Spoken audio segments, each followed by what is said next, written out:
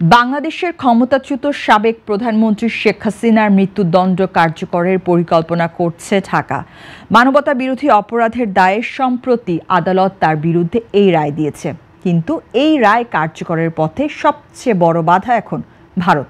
গত শনিবার 22 নভেম্বর এক প্রতিবেদনে এমন তথ্যই জানিয়েছে মার্কিন সংবাদ মাধ্যম CNN। সংবাদ মাধ্যমটি বলছে, একসময় শেখ হাসিনা ধর্মনিরপেক্ষতার প্রতীক হিসেবে পরিচিত ছিলেন। একই সঙ্গে তিনি একজন বিপ্লবী নেতার কন্যা। 1970-এর দশকে বাবার নৃশংস হত্যাকাণ্ডই তার রাজনৈতিক উত্থানের পথ খুলে দিয়েছিল।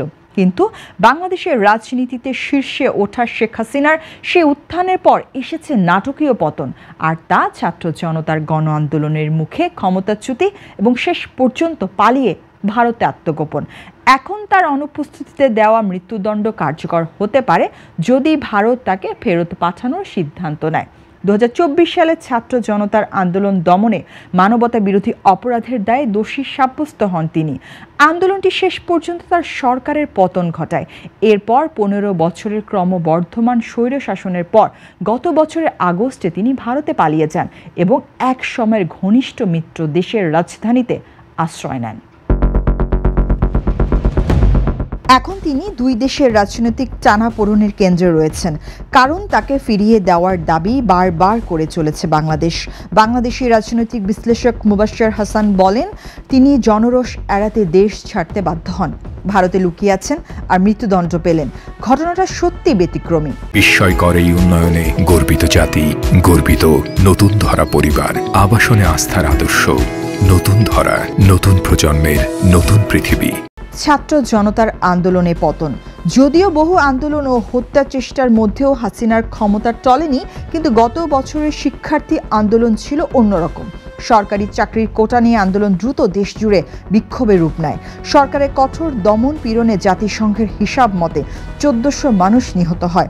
কিন্তু এ সহিংসতা আন্দোলন থামায়নি, বরং আন্দোলনকে আরও উস্কে দেয় এবং শেষ পর্যন্ত হাসিনার সরকারের পতন ঘটে।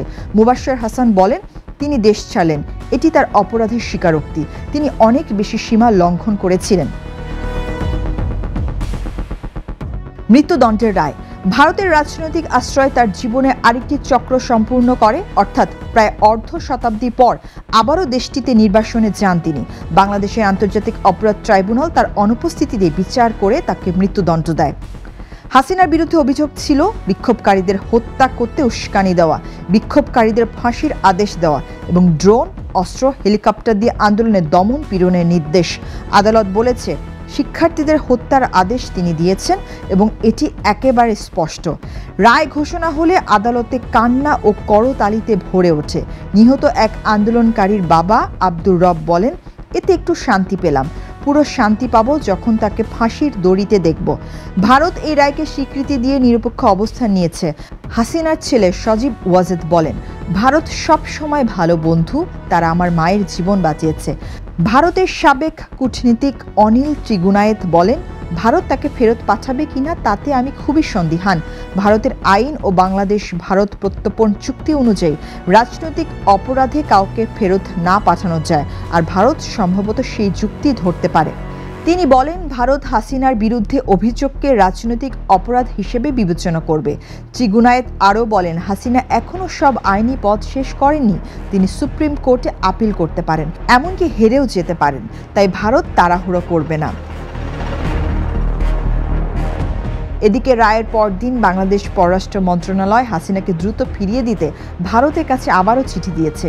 চিঠিতে বলা হয়, হাসিনাকে ফিরিয়ে দেওয়া ভারতের দায়িত্ব। পরবর্তী রাজনীতির গতিপথ কি? আগামী ফেব্রুয়ারি নির্বাচনের আগে হাসিনার এই মৃত্যুদণ্ড দেশের রাজনীতিতে বেশ গুরুত্বপূর্ণ। আওয়ামী লীগ এখন নিষিদ্ধ, নেতৃত্বেরও ঠিক ঠিকানা নেই। নোবেলজয়ী ডক্টর মোহাম্মদ ইউনূসের নেতৃত্বাধীন অন্তর্বর্তী সরকার গভীর রাজনৈতিক বিভাজন দূর করার কঠিন কাজে নেমেছে। এর সুযোগ নিতে পারে বিএনপি ও আরও বহু রাজনৈতিক দল। আওয়ামী লীগ হয়তো আবার ফিরে আসতে চাইবে, তবে তা হাসিনার নেতৃত্বে নয়। এখন প্রশ্ন, হাসিনার পতন কি বিষাক্ত যুগের সমাপ্তি নাকি নতুন অনিশ্চয়তার শুরু?